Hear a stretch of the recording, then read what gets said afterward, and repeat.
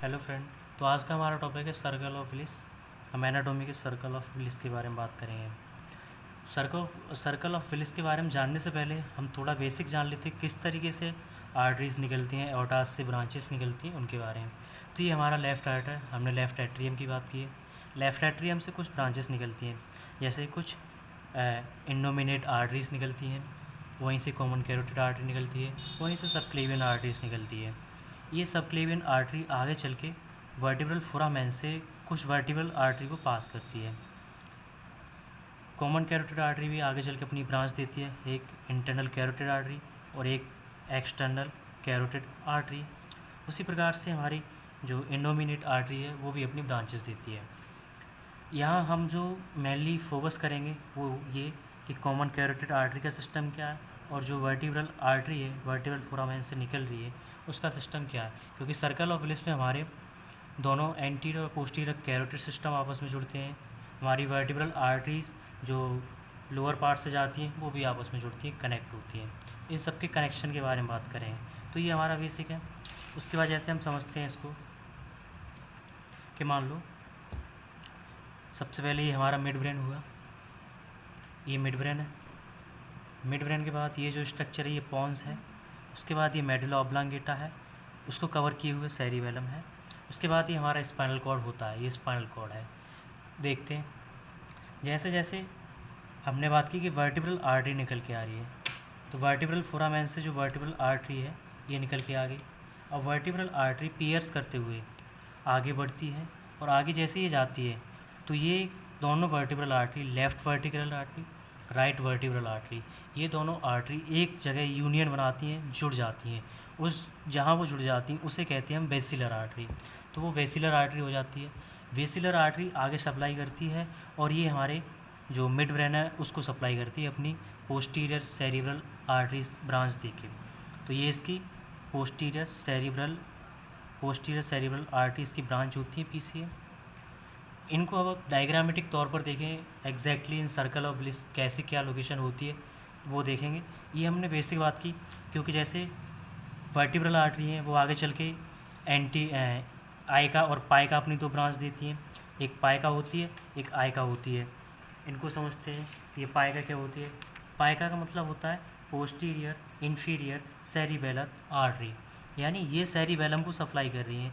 जो पोस्टीरियर भाग है सेरिबेलम का उसको भी सप्लाई कर रही है पोस्टीरियर इन्फीरियर सेरिबेलम आर्टरी, इस भाग को ये सप्लाई कर रही है। और इसके अपर भाग को anterior inferior cerebellar artery supply कर रही है। तो ये सेरिबेलम को सप्लाई कर रही है।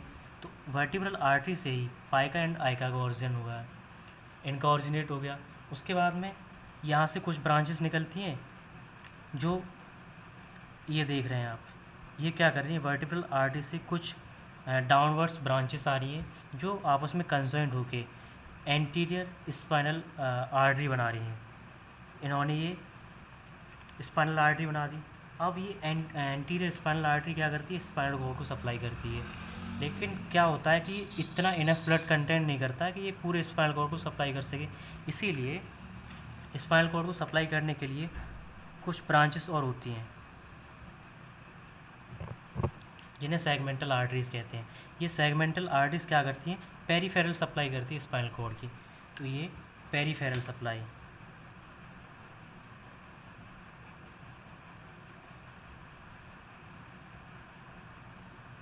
स्पाइनल कॉर्ड की पेरीफेरल सप्लाई करती है, क्योंकि इतना एंटीरियर स्पाइनल आर्टरी ब्लड को कंटेंट नहीं करती कि पूरे स्पाइनल कॉर्ड को सप्लाई कर सके। अब इसको हम आगे देखते हैं कि एक्चुअली में सर्कल ऑफ ब्लिस कैसे होता है। ये सर्कल ऑफ ब्लिस का डायग्राम है पूरा, इसे देखते हैं।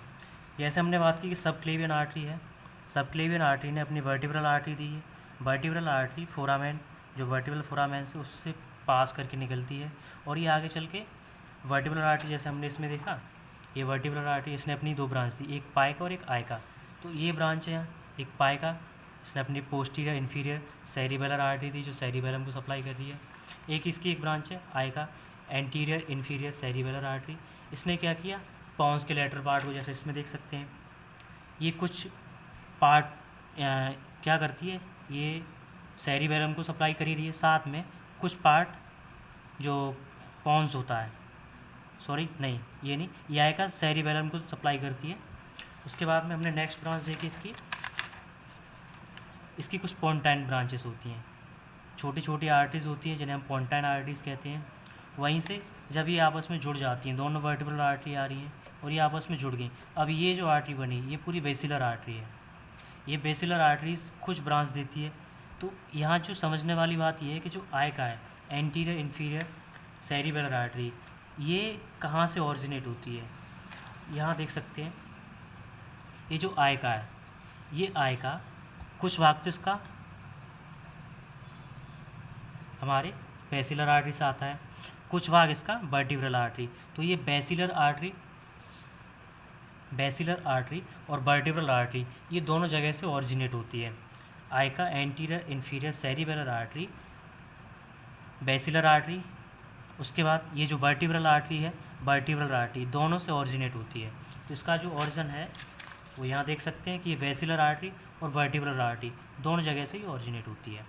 उसके बाद ये जैसे ही आगे बढ़ती है तो ये क्या करती है अपनी, ये जैसे इसने ब्रांचेस दी थी, इसमें हम देख सकते हैं इसने अपनी ब्रांच दे दी। ये पोस्टीरियर सेरिब्रल आर्टरी जैसे हमने इसमें देखा ये है, तो यहाँ से इसने बेसिलर आर्टरी ने अपने ब्रांच दी।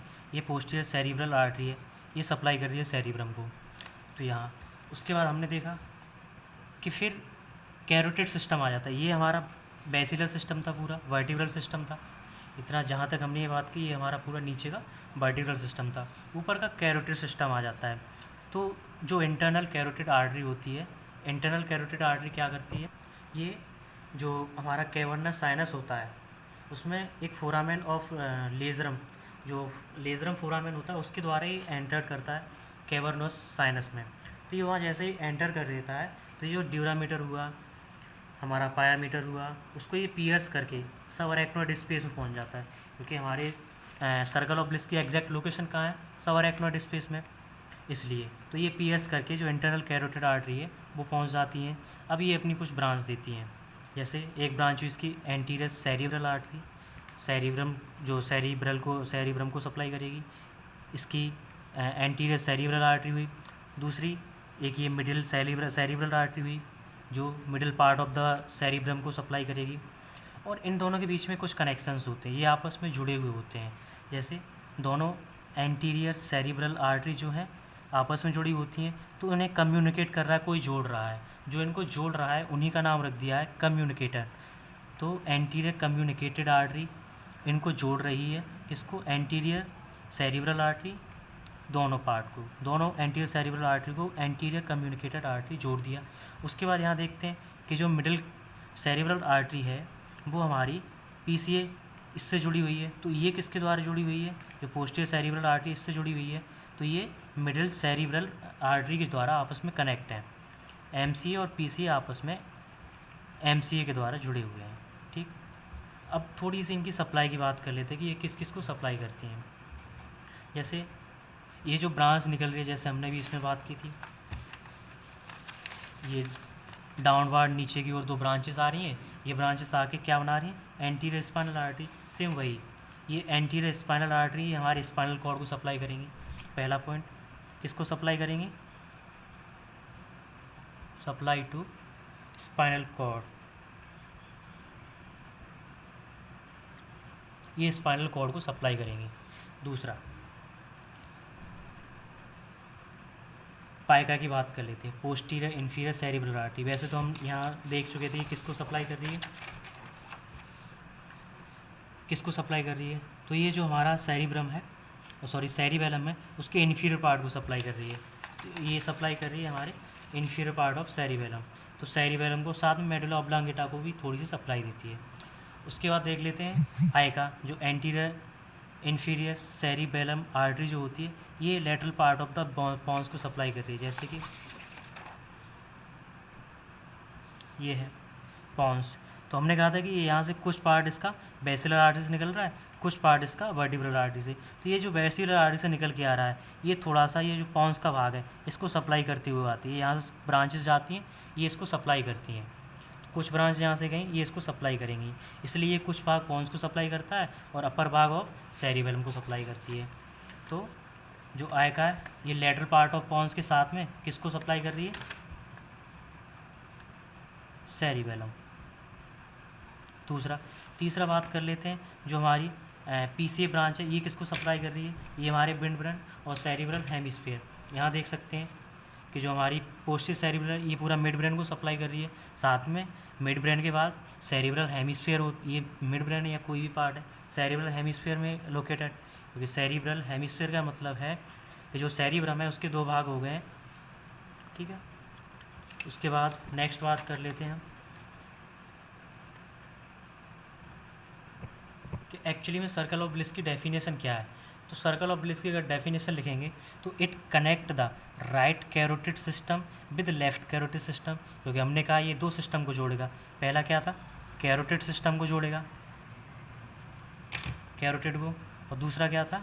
दूसरा था ये वर्टिब्रल सिस्टम को जोड़ेगा।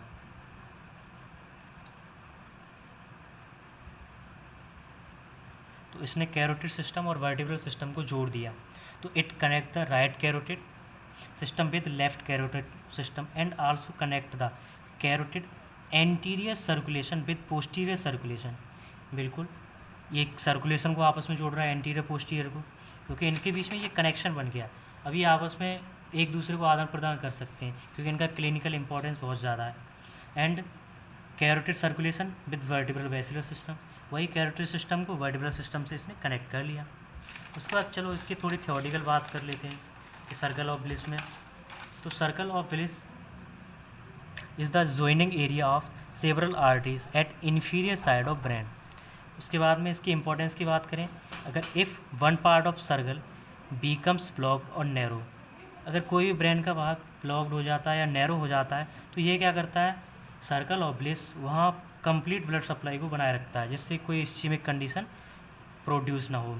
और इसकी लोकेशन कहाँ होती है? हमारी इन्फीरियर सरफेस ऑफ ब्रेन, बोल सकते हैं सब अरेक्नोइड स्पेस, सब अरेक्नोइड स्पेस में होती है विदिन इंटरपेंडिकुलर फोसा। ये क्या होता है?